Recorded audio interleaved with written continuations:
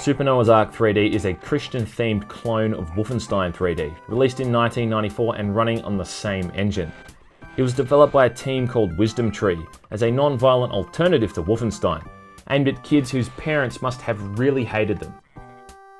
In case it's not obvious from the title, you take on the role of Noah himself, wandering around the Ark, shooting pellets of food at animals to put them back to sleep. It seems those pesky animals have somehow gotten loose, and now seem intent on running around the ship like total assholes, whilst also spitting food at Noah and ramming the living shit out of him if he gets too close. As this is a non-violent alternative to Wolfenstein, you won't be killing SS troops or Nazi officers. Instead, you'll be shooting goats and sheep and taking on bosses like Carl the Camel and Ernie the Elephant. Yes, they've all got names. And the game does make a point of repeatedly reminding you that the animals are in fact not dead, but merely sleeping, with large Z's floating above their heads and graphics of sleeping ducks used as wall textures. Swastikas and portraits of Hitler are replaced with portraits of Noah and his wife as well. Okay, that is kind of funny. And if that's not enough for you, then just remember that this game is family approved, whatever the hell that means. Now, anyone who's played Wolfenstein will feel right at home.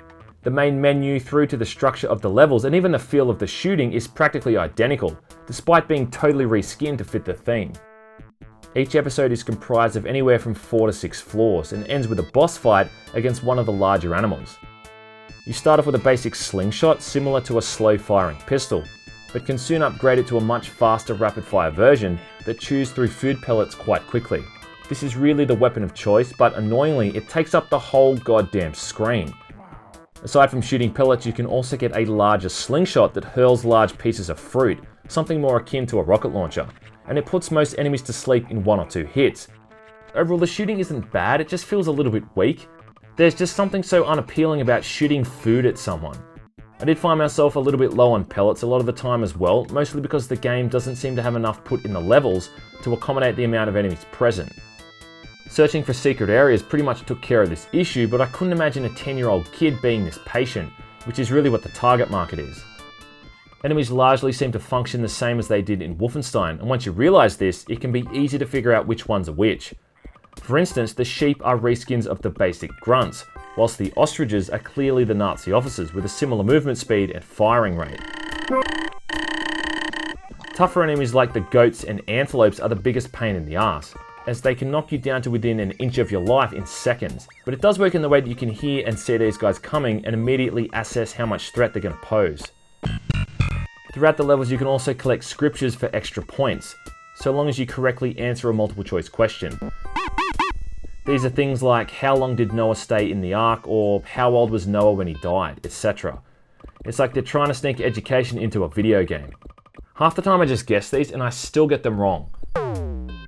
You can't even cheat and reload a save file to get the right answer because they're randomly generated. I guess Wisdom Tree take this whole cheating thing kind of seriously, huh?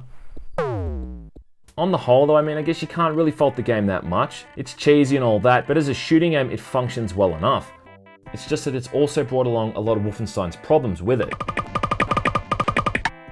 Much like in Wolfenstein 3D, it is annoyingly easy to be killed. If you walk into a room and there's an enemy sitting right near the entrance, they can often kill you almost instantly, if not deal out some tremendous damage. And I died quite a lot because of this. For a so-called kids game, it can be downright difficult, and some of the later levels have dozens and dozens of animals lined up to fling their crap at you as you enter a room, and much like the Nazis in Wolfenstein, the animals can shoot through each other to hit you. The bosses are just total shitheads and just seem to soak up damage like it's nothing, firing right on back at you without so much as a single flinch. Health items can also be pretty scarce as well, and it always seems that when you don't need them is when they're in total abundance.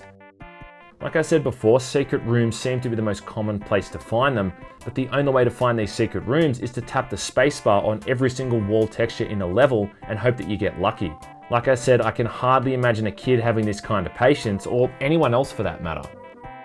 Lastly, the level design is maze hunting at its finest as you move through randomly placed corridors and labyrinth-like layouts looking for a silver or gold key as you try to find the level exit.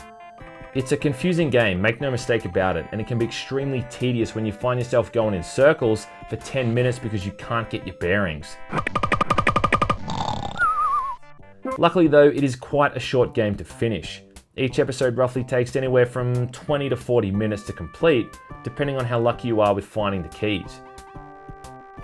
At the end of the day, you've kind of got to take this game for what it is and just accept that it's really nothing more than a novelty. It's one of the few games that fit into the Christian-themed first-person shooters category.